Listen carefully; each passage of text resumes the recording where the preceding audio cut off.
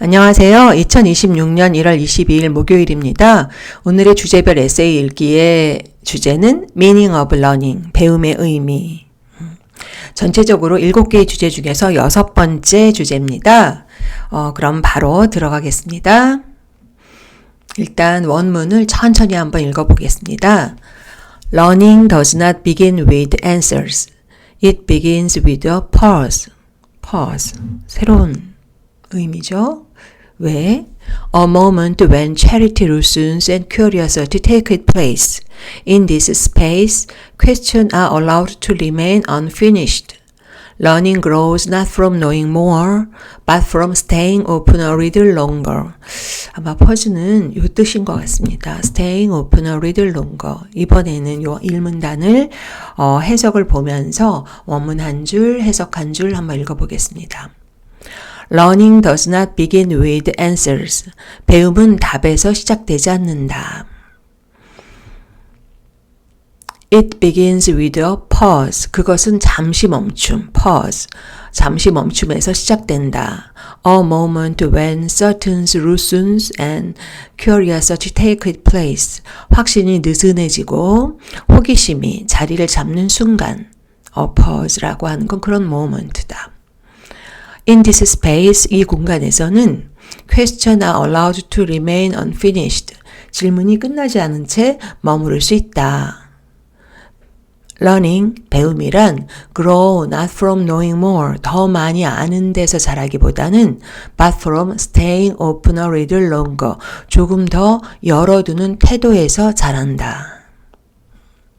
두 번째 문단입니다. True learning changes how we listen. Instead of waiting to respond, we learn to receive unfamiliar ideas without immediately judgment. Discomfort.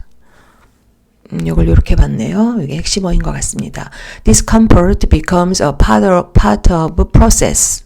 What feels unclear or difficult is not a barrier, but a sign that learning is active.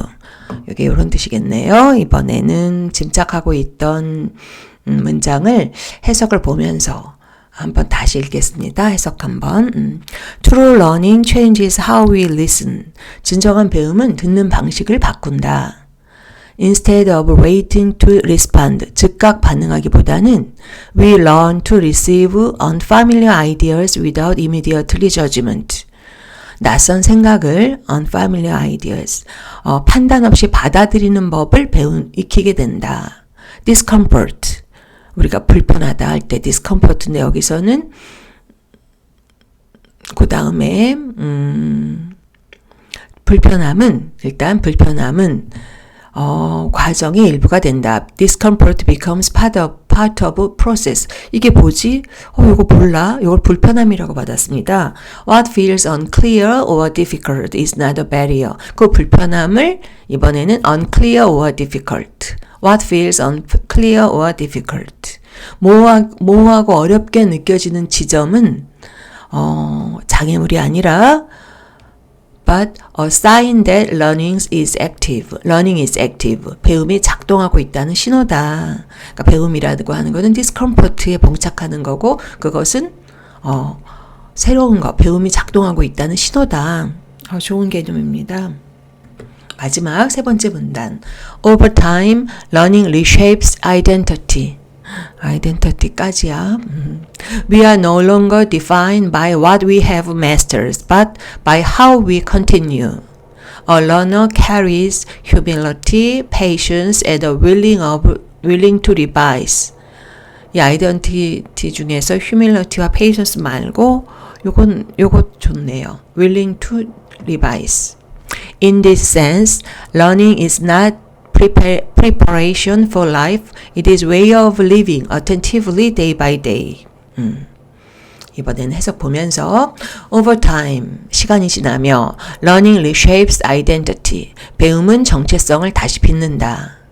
We are no longer defined by what we have mastered. 우리는 무엇을 정복했는가가 아니라 but by how we continue. 어떻게 계속 배워나가 계속해 가는가로 정의된다. A learner carries humility, patience, and a willingness to revise. 배우는 이는 겸손과 인내 그리고 수정할 준비를 지닌다.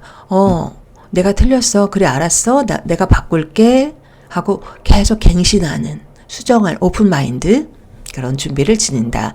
In this sense, 이런 의미에서 learning is not preparation for life. 배움은 삶의 준비가 아니다. 그것은 it is a way of living attentively day by day. 하루하루 주의 깊게 살아가는 방식이다. 배움을 참 이런 각도에서 설명하니까 얼른 더 공부하고 싶네요. 이번에 진짜 영어 공부 세 문단 바로 천천히 영어에만 집중하면서 읽겠습니다. Learning does not begin with answers. It begins with a pause, a moment when charity, lessons, and curiosity take place. In this space, questions are allowed to remain unfinished. Learning grows not from knowing more, but from staying open a little longer.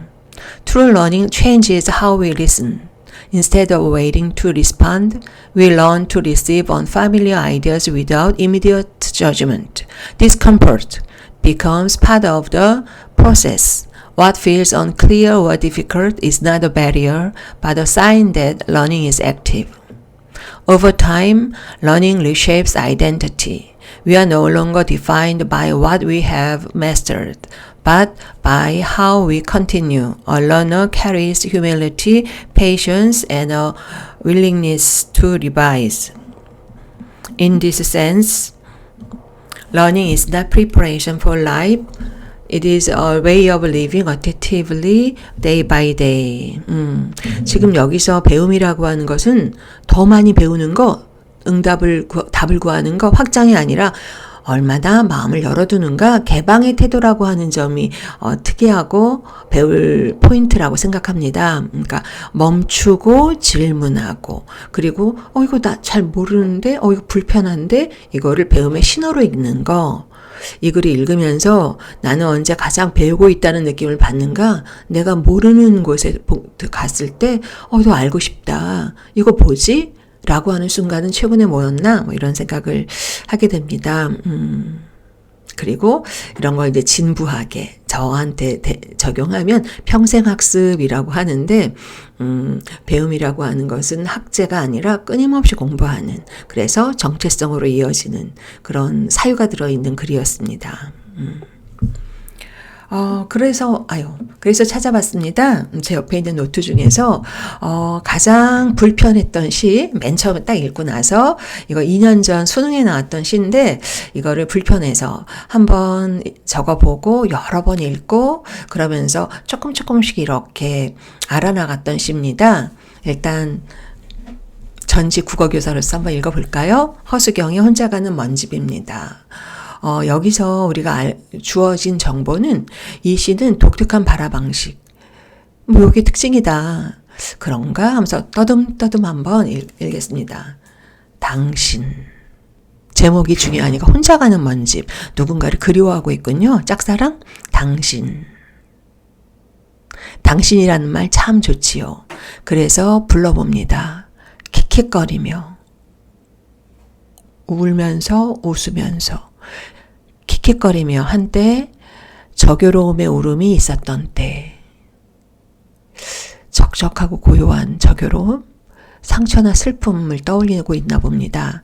한 슬픔이 문을 닫으면 또 한 슬픔이 문을 여는 것처럼 이렇게 슬프게 살아왔어요. 계속 슬픔이 이어졌나 봐요. 이만큼 살아옴의 상처의 기대 나 킥킥 당신을 부릅니다. 단풍의 손바닥, 단풍나무 잎, 은행의 두 갈래, 그리고 합침, 저 개망초의 시름, 슬픔, 상처, 밟힌 풀의 흙으로 돌아가셨나?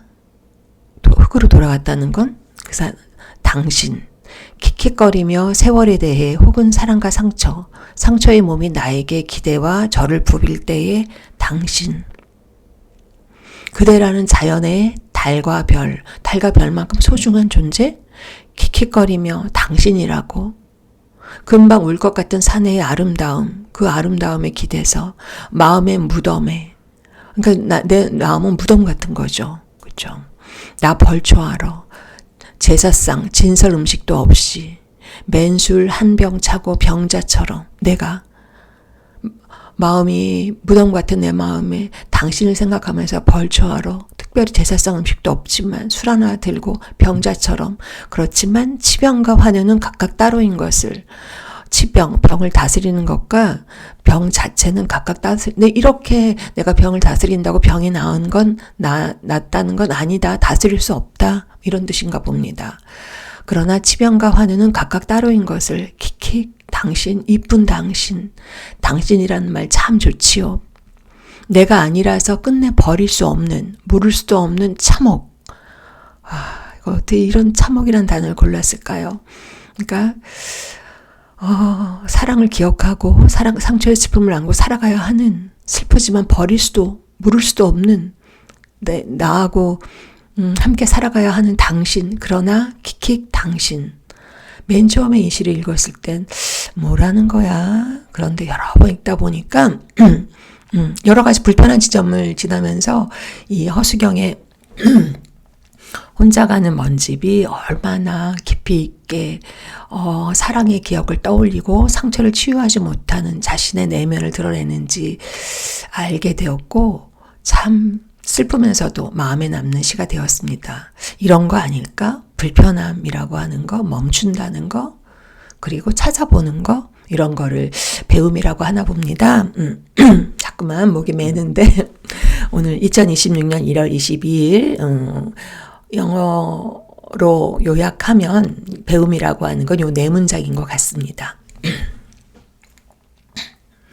Learning begins with openness, not answers. Listening and discomfort are a part of the process. Learning reshapes identity over time. It is a way of living attentively. 오늘의 영어 공부를 마치겠습니다.